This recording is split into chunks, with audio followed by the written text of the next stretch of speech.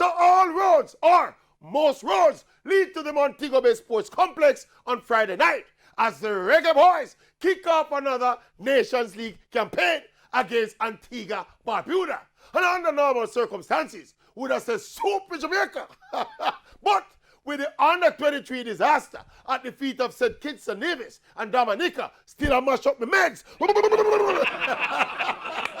We take these teams slightly at our own peril. Remember now, these sequence of games are crucial to Jamaica holding with position in that top 6 for World Cup qualifiers. So although these are small teams, the game them big.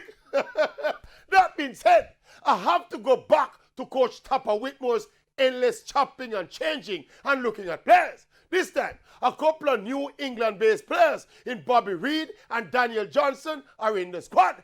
But again, I don't like the idea of looking at players in important international fixtures.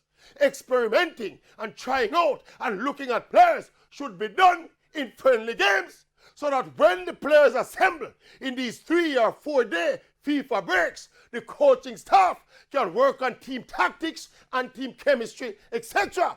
It is downright dangerous to be trying out and looking at new players in these big do-or-die encounters. But who am I?